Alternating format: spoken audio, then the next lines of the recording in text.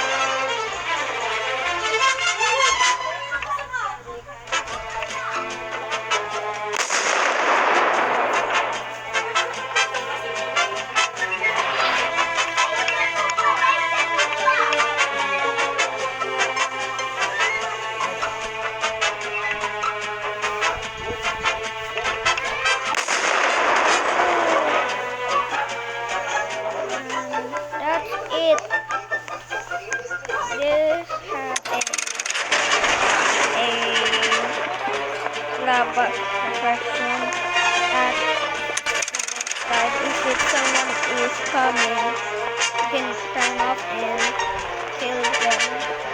There's a place you can get up to if you need to kill. Not really a hiding place if you are using a clock. This is the best way to hide and sit behind you and